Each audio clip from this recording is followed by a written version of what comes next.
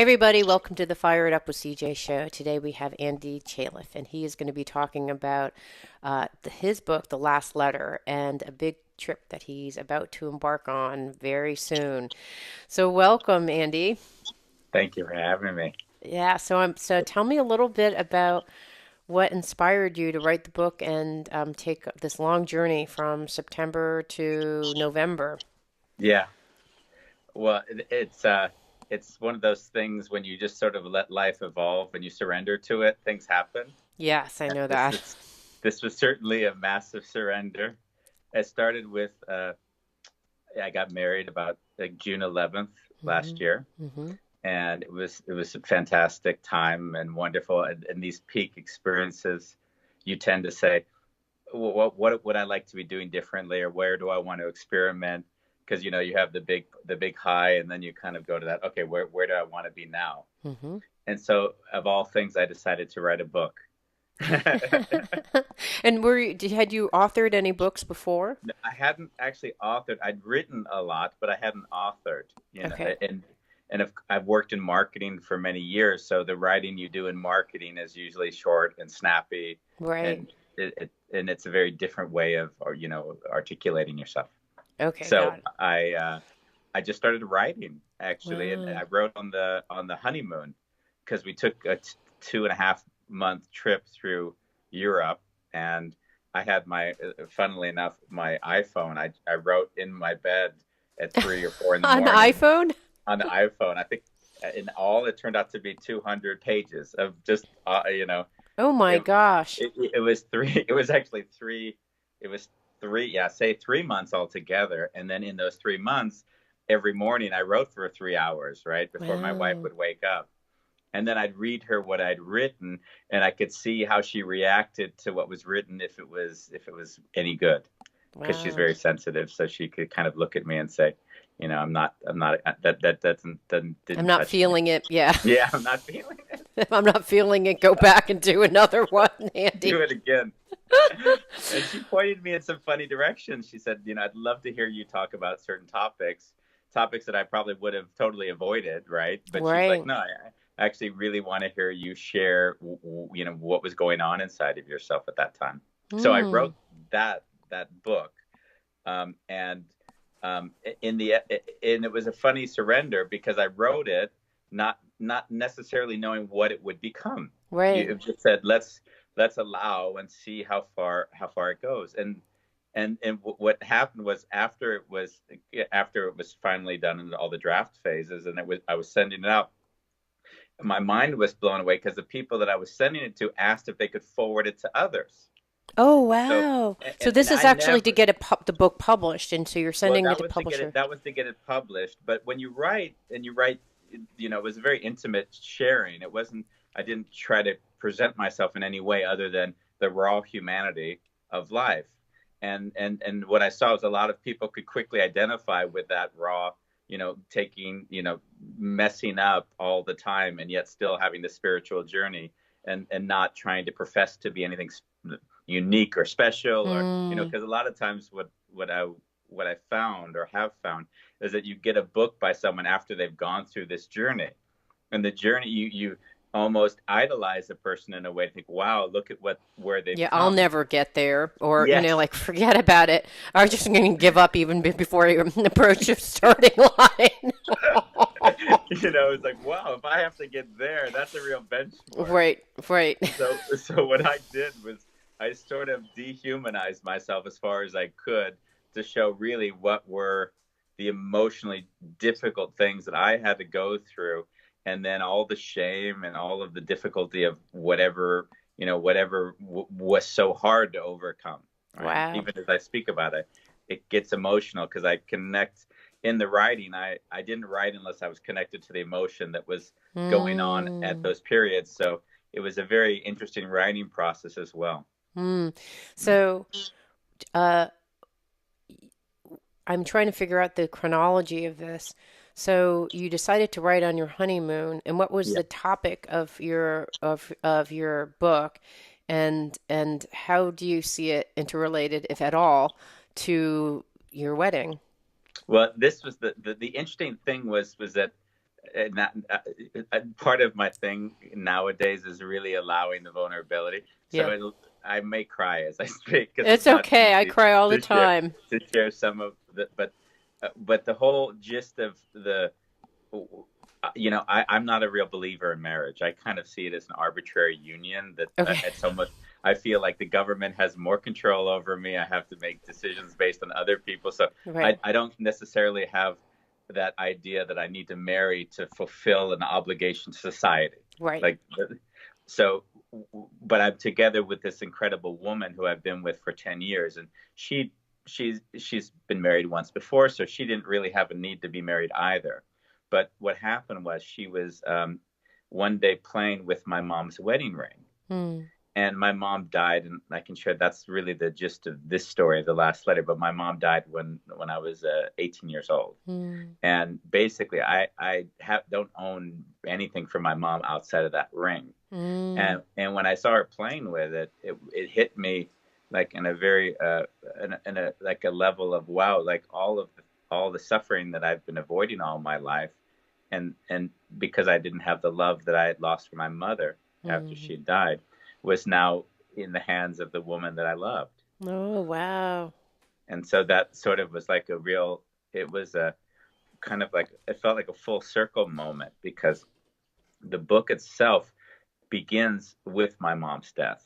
Hmm. Because when I was 18, uh, basically I was a freshman in college. I went to UC Irvine, Hmm. and I wrote I actually took out of all the courses to take as a first year, I took sociology of death. Like Wow.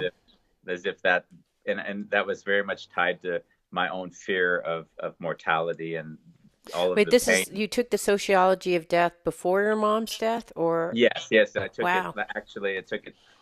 I was in it literally, Wow. when she died. But I took this course, and in the course, it was apparent to me that I was going to lose everything that I loved at some point. That was just, and as a freshman, just having left the house for the first time, it was a overwhelming feeling. Hmm. And what I did at that moment was I actually wrote my mom a letter, Oh, and wow. and I wrote her a letter and basically sharing with her the things that I had trouble sharing with her while I was in high school. Oh, that's beautiful. So what did the letter say? The letter said, my parents were divorced, and as a kid, it was hard to ask my mom to come to sort of watch what I was so proud of at that time, which was running track, because I Hmm. never wanted her to see me fail. Oh, wow. So I basically just shared with her it wasn't because of you; it was because of my own Oh, pain. yeah. Yeah, And what and else was in the letter? and the letter was more just the gratitude for her being. It was one of Mm. the hardest things to have written was that my life had meaning because she was in it, right? Oh, And, beautiful. and that was sort of that key sentence. Basically, was the what led to the utter despair after she was gone, of course. Mm. Wow, wait, Because, that's really profound. So the light, and and it's interesting because I can immediately relate to, because I have now two sons that are going off to college, so I'm kind of in a oh, similar yeah, situation to your mom. And so I can see how I feel my life has meaning with them in it. And it's from a mother's perspective. yeah. But from a son's perspective, what did you mean when you said my life has meaning because you're in it? Yeah, at some point, I believe that one wants to achieve from an egoic perspective. Hmm. And then at some point, they transition a little bit to, I want to achieve to share that beauty with someone else. Hmm. So what I was deeply feeling was that the successes felt more beautiful because of my mom, and because Oh, she sweet. was part of my life. And actually, as my parents were divorced and it wasn't easy, my dad was bipolar and very, very difficult. I was very reliant on her just for my own sanity and well-being. Mm. So, Mm. yeah. Yeah, so your life accomplishments had more meaning for her when she was able to view them. Oh, Of yes. Yeah, so it's like it's kind of like the witness energy and so you wrote her this letter, you sent, and I can't even imagine receiving a letter like this. What Yeah. was her reaction Yeah. when she So received she, it? so she got the letter, and uh, at that time there weren't we didn't have this kind of internet thing, and we didn't have the mobile phones that we could leave voicemail. So Yeah, thank you. I got your we letter. had Thank the you. we had the traditional voicemail, right, with the tapes that we used to put in, and she left me a message and just said, "Lovely message, thank you, and I love you," and then Oh, sweet. that was it. Sweet. Yeah. Wow. And did you ever talk about that letter afterwards? Well, I mean, that's the thing, is that she sent me that letter, and then 4 hours later she was killed. You mean you sent her that Or letter and I'm sorry, 4 hours after she had left me that voicemail, she was killed by a drunk driver.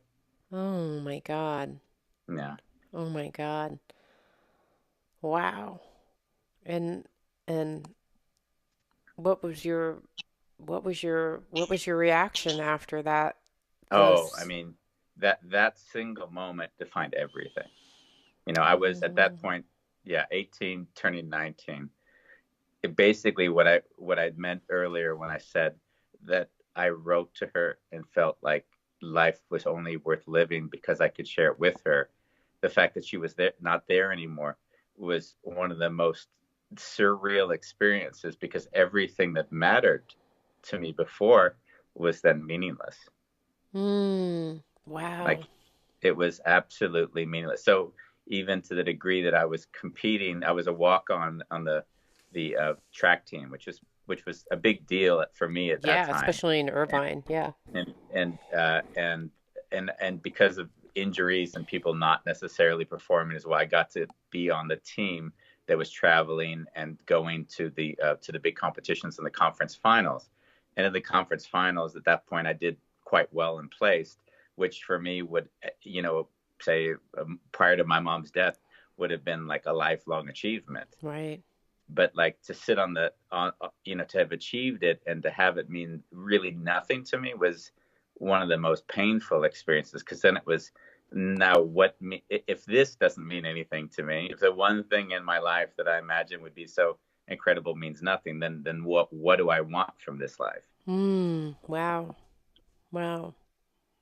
Yeah, interesting. I'm paralleling it with my life. My dad died unexpectedly of a heart attack, Yeah. and I've always said all the things that I wanted to say to him. But for me, the meaning that he had in my life was just the kind of grounding and the love and the support. And so when that was Mm. gone, it felt like all that was just kind of washed away. And Yeah. then and then I could look at all the things that I had done similar to your track event and go, this is just, in the big picture, this is all Yeah. utterly meaningless. And for me, I felt like, what the heck? My whole life is stupid. From that point on, everything, I looked at all the stuff I was striving for, what I was planning on doing, and it just seemed utterly meaningless. And that Yeah. so I understand. So what did life look like for you after that point?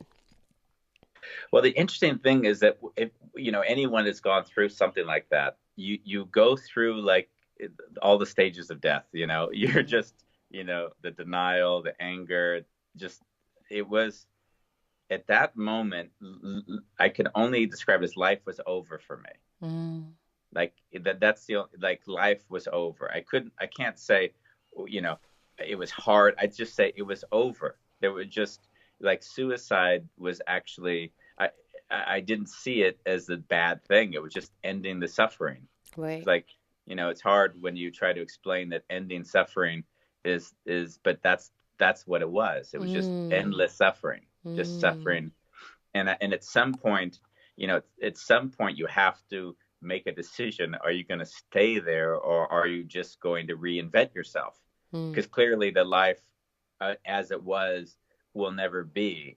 So the mhm, question then is, uh, to what degree do you say, okay, I'm going to redefine myself as something totally different, mhm, or allow myself to say, okay, that Andy in that case is just gone, and I don't know who the new Andy is, but he doesn't need to be defined by anything in the past, Wow. and that's basically what happened, Right. right? That you thought 'Cause so apart the Andy 1.0 died yes, off with your mother's death and Andy 2.0 came up. And how was Andy 2.0 different?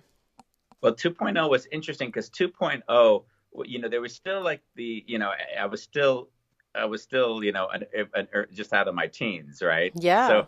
So it was there were still insecurities clearly and wanting to prove on one level, but there was less and less social obligation. There was less and less a need to fulfill any social obligation. So basically, I just said, okay, I want to experience life in a whole another light. At that point, I just went and figured out how to get out of the U.S. So basically, I left the U.S. at it would have been the day before my 21st birthday to go on an exchange program to study at the University of Sydney, Oh, which I okay. did. Wow. Okay. And then, literally from that age, I've never lived in America. So I've lived in 7 countries, but I'd never have actually returned to live in the U.S. since I was, then leaving at 20. Wow. So you went from Australia and then were you on a spiritual quest or what was the arc of your journey or were you just in surrender was the main theme? I would say surrender really was the main theme. In fact, whenever I didn't surrender, it got more complicated. So actually, it was surrendering was, there was a list of in that the last letter, the book is actually the story of traveling between these 6 and then the 7th country to describe what I went through in the process of my own spiritual development Hmm. and how the awareness of living in these different places shaped and formed my awareness of the world. So this is kind of the eat, pray, love kind of. I mean, Yes. I know you're probably sick of hearing that because people are probably trying to summarize your experience and someone else's, but like, Yeah. sorry, is it kind of like that? I haven't read it, but as far as I was concerned, that is exactly what it was. I mean, Okay. it was a journey. I think probably I'm not exactly sure because I haven't read that book, but in essence, what I did was I shared from the most intimate space I could what the journey felt like at that moment, which was really reliving a lot of those feelings over again, Mm, mm, which was quite weird in some ways. yeah. Emotions you'd put away, not having thought, but then kind of meditating into it and then allowing yourself to kind of Yeah. embody an emotional state to write from. But what's interesting to me is that, well, from my own experience, and I don't know if this is true for you, but there's kind of you leave the house, there's a version of you. You then become an adult, there's a version of you. Yeah. And at least with my own experience, you become married and there's yet another version of you. So it's interesting that at your wedding, you're kind of recapping the last chapter of how I would define it as CJ 2.0. Like, okay, CJ Yeah. 2.0, here's a recap of like where I've been. And now with your wife, moving on to, for me with my Yeah. husband moving on to CJ 3.0, which for me, I did it way less consciously. It was more like a drunken, you know, Yeah. drunken, like don't remember anything. And now I'm Yeah. coming into CJ 4.0 after 2 kids going like, what the hell? Like I I just don't like think blacked I think it out, yeah, don't remember anything. it was imposed on you. Yeah, yeah. And now I'm like, what happened to CJ 3.0? It was just like, that was Yeah. crazy. And Yeah. so I'm doing something very similar with my life, which is to go back and kind of recapping stuff because there is Yeah. just the beauty. And what's interesting for me is going back and reviewing these things and there's like the first look at it, which is just the factual like gut Yeah. reaction to it, and then the next level which is like, no, but what does that mean? And then you're like, whoa, and then you're like, wait, what does that mean? You're like, whoa. So you Yeah. just keep on going That's it. deeper. Yeah. And what was your experience similar when you kind of looked at that journey of your life to That 7 different countries? I mean, that was really it because the funny thing, I think someone told me you've really written the book in like 3 different perspectives. On one level, there's like this Interesting. perspective of the actual actor, the one in the play, then reflecting on the actor, and then reflecting on the actor, and then the reflections of how it is to develop on a journey of what you realize as you go through, a lot of the struggles that one goes through Yeah. when they're on a spiritual journey. Yeah. And the bigger, you mentioned the big Andy 3.0 version, and the 3.0, although there might have been some 2.1s or Right. 2.2s Minor upgrades. between, yes, was one of the countries that I did spend a lot of time in. I lived in Vienna, Austria for about 10 years, where I began the Andy kind of version that was very business oriented.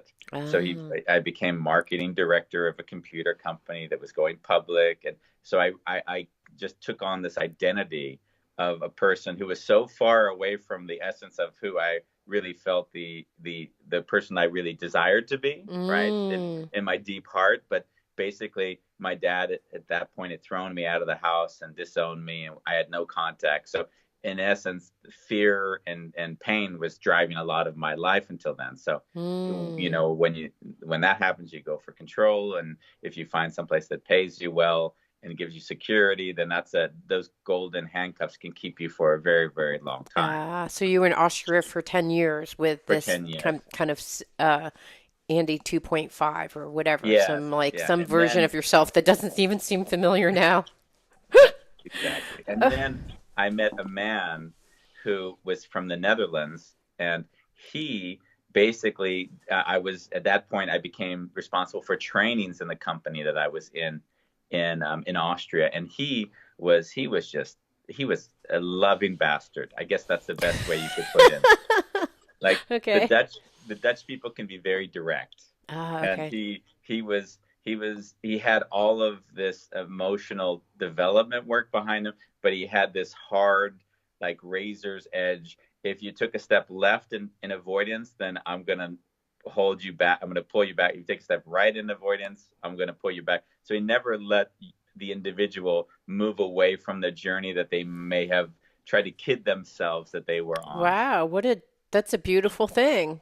Oh, Is it? oh, it Yes? was incredible, and I needed it because what I saw in my big headedness is that it was really easy to discount people because he doesn't appear to know this, or or yeah, it's nice, but look at he's so lost in the belief system of somebody else. I don't. So I would find ways to escape my own development by being critical of others' development, so that I didn't need to take the steps that I would Oh, have liked to. wonderful. Okay, and this gentleman who was your boss, or who was he, He your was he was teacher? just someone. He was actually just someone I hired, and then and then I went to altogether 12 countries with him in the company I was in to do trainings. And when I saw how he did trainings, because I'd done them for so many years, he was actually engaging the individual to reflect on their own journeys, as opposed to what I was used to, which was someone telling them what they should do.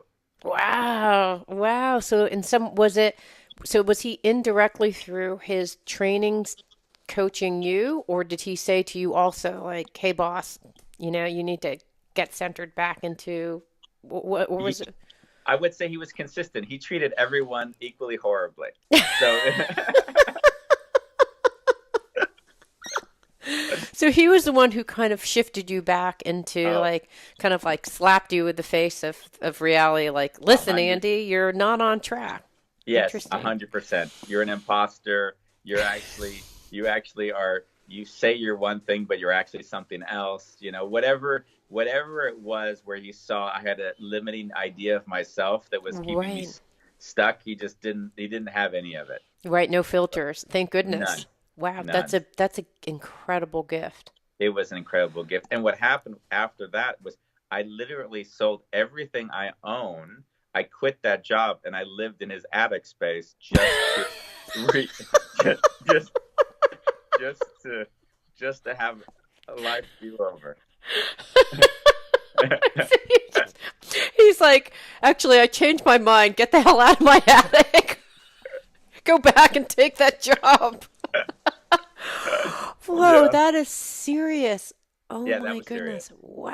Yeah. Wow. So that was Andy 3.0 actually. That was the Wow. real shift. Okay, and what happened at that moment? Because that just that scares me to death. That whole thing scares me to death Well, hearing that.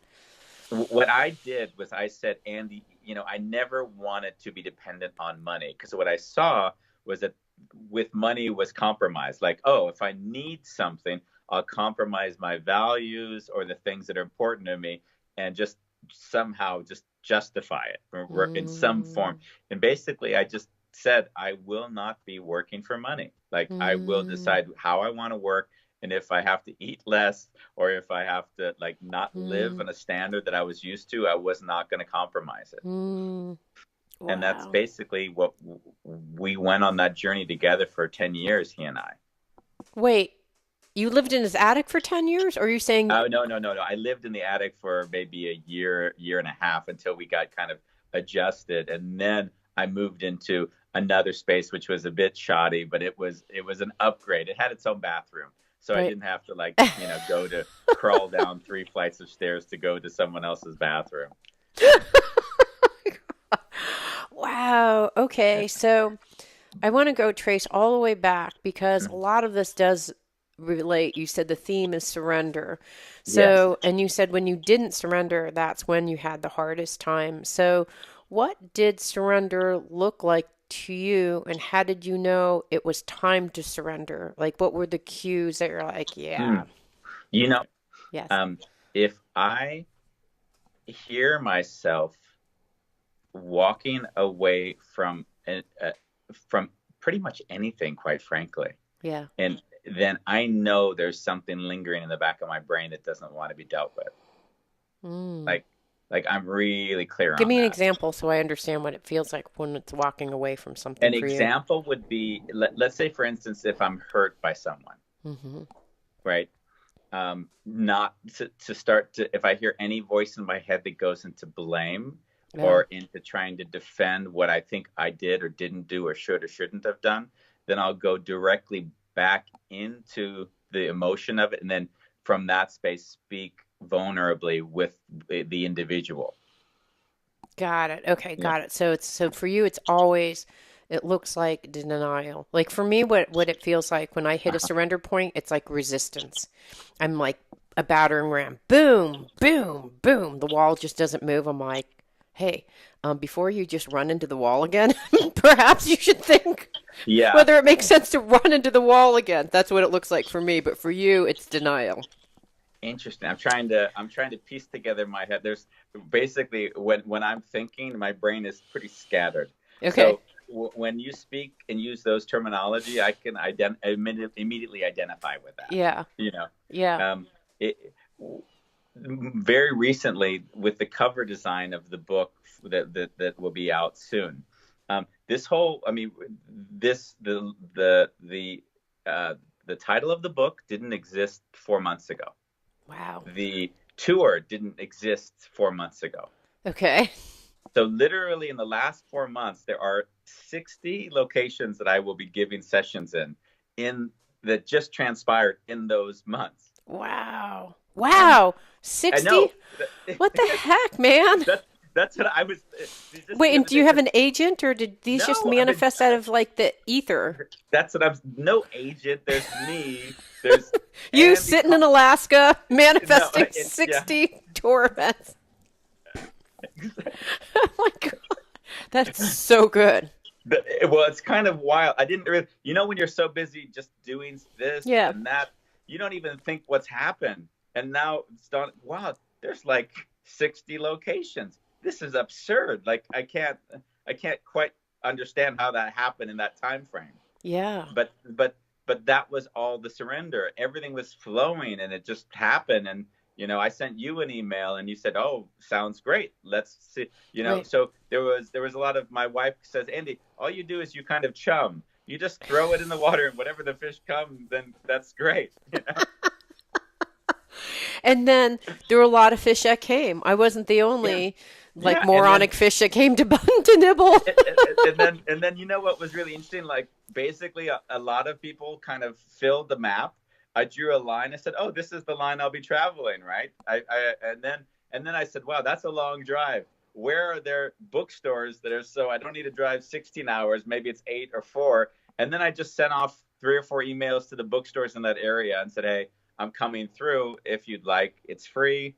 It's open. I can adapt it to the time you need." And people were very, very receptive to it. Yeah, absolutely. I You know? love it. What an interesting idea. So, what are you going to be talking about when you meet with people? Well, the idea is the book was the last letter, and as I mentioned, I'd written this letter to my mom that she received just hours before her death, and then I laughed because the book, after having written it and people liked it, I thought, oh, it would be great to, now that I see that it has traction, to support it. But there was this funny moment when I thought to myself, but I'm not really interested in doing a book tour. I mean, Right. how uninteresting is it to go and to talk about in front of people? My mind is now, oh, what I'd really love to do is invite people to write last letters to people that they maybe haven't written those to. Oh, wow. So I'm going to come to your East West Bookstore event. You're going to be coming to East West Bookstore on September 5th from 7 to 8:30. So I'm going to Yeah. go and write the letter that I always wanted to write to X Yes. person before Yeah. and send it, or what's the whole idea? Or Well, like, that's the whole thing, is that now this is all an invitation. yeah, Andy, The what re, did you start here? that's kind of where, you should see my wife looking at me like, what are you getting into today? Like, like, you said it was a book and now you're gone for 3 months, and now you're, and so, yeah, it is really inviting people to write to someone that they may have had a hard time writing to in the past. There's both sides of it. There's the people that I love that I might have difficulty just writing to because I'm always feeling that they love me. They know that I love them anyways. And then you have the group of people like my father was to me, Hmm. of people you really have a hard time loving. Hmm. So it would really be my desire to invite individuals to, if for a longer session, to Hmm. invite to write a letter to one that they actually do have strong feelings for and don't feel any resistance. And then for the ones that have strong resistance and basically a therapeutic moment of sharing, maybe they weren't perfect, but there were things that you really took away that you gained from in your life. About a year ago, Mm. my eldest son was leaving for college, and I thought and for me, as I said before, my kids give me so much meaning. So when Mm. he was leaving, and I was seeing, the nest half empty, and by next summer, my youngest son will be leaving, and the nest will be empty. And I thought I better get my act together to figure what CJ 4.0 looks like, because at this Yeah. juncture, it's just this big cavernous hole. But as you discovered yourself, part of that means an evaluative analysis of CJ 3.0. So Yeah. there's this idea in shamanistic work that's called recapitulation, which you Uh-huh. actually take some of the things that you liked from your other life and decide to carry them forward, and the things that you don't like, and you like say graciously goodbye to. And Yes. so I thought, well, I'm going to take a writing class, Mm. and I got in the class and I said, I got to, I was meditating. I kept on praying to whoever you think's out there. For me, it's like consciousness, God, whatever.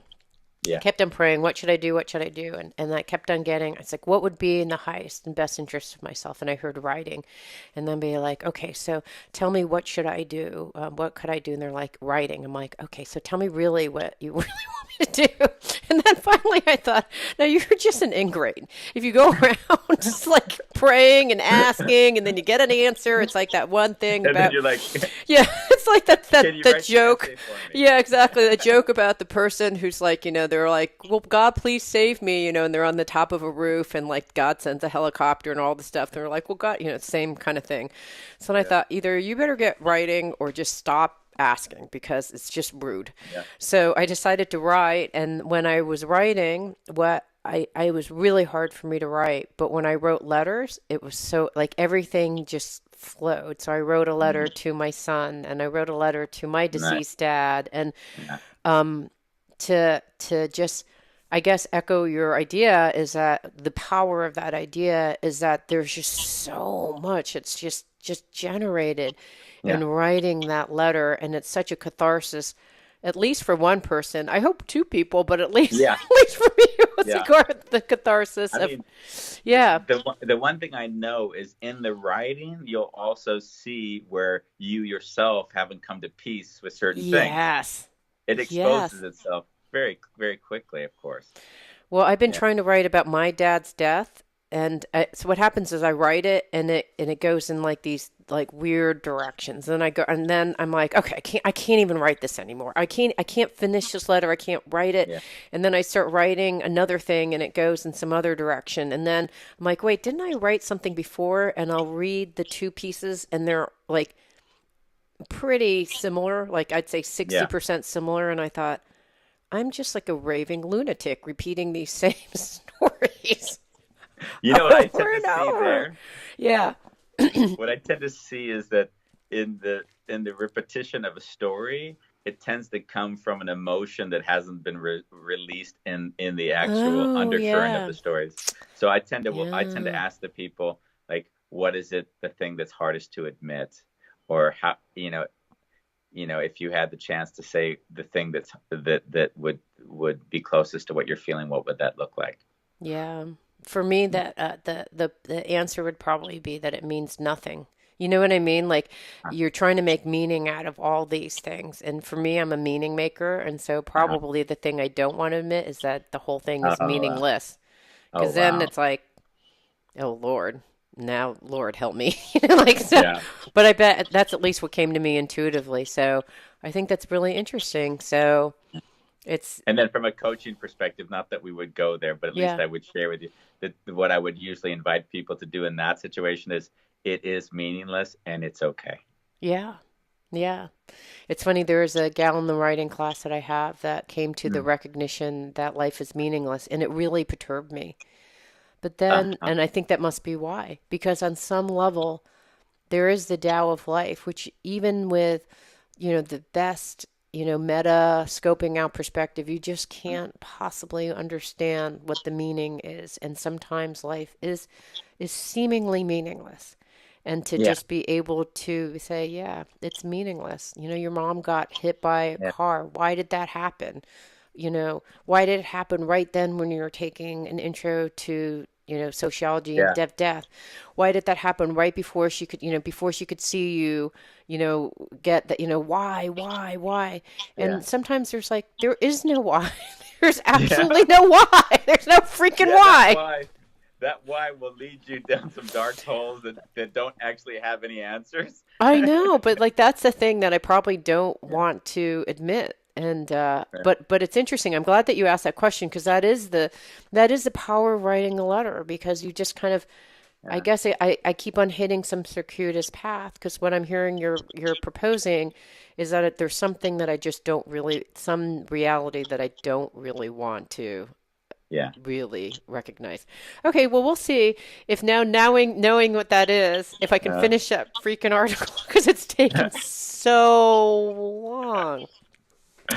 That's uh, interesting. So you're going to be talking about last letters, and that's going to be, and so I'm assuming that in your theme of surrender, you have no idea what's going to happen. Do you know? Is it structured, or is it going to be kind of like, it's well, what I don't want to do is I don't want to ever get bored.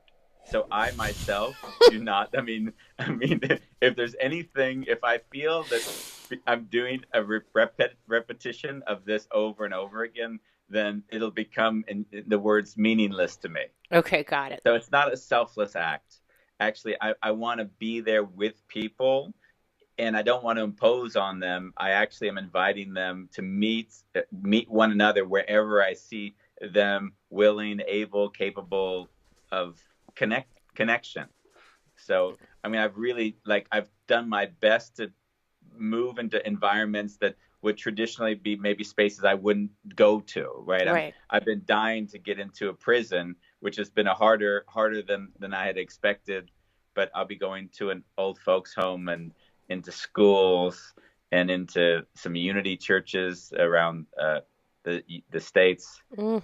And yeah, it's really I've done my best. A lot of private homes, just individuals that have invited 5, 10 people over for a night, just to have this as a shared experience. I love it. So Yeah. We've been talking to Andy Chaelff about his book, The Last Letter. And in fact, if you want to find out about his tour from September, November, which starts in Seattle, and is it still ending in Miami, or are you still adding? It is ending in Miami, but I got, you know what was the most, when you talked about meaning, I'll be ending it at at what would we call it? Is that the word, an old folks home or a retirement community? Retirement home, yes. Yeah, so that was really emotional for me because I was thinking, wow, Mm. if I'm going, it's incredible to say I'm ending in a space where when we write those letters, it, to a large degree, very well might be the last letter for a lot of those people, which is Oh, really beautiful. quite beautiful to end it there. Mm, So that'll happen in yeah. Miami. Yeah, So folks can go to thelastletter.com yeah. and find out when you're coming. Thank you so much. Thank you very much. It was great speaking with you. It means so much to me that you're listening to the show and would love your support in any way by giving me comments below or to subscribe to the show or share the show with friends. Thank you again for your support. Love and blessings.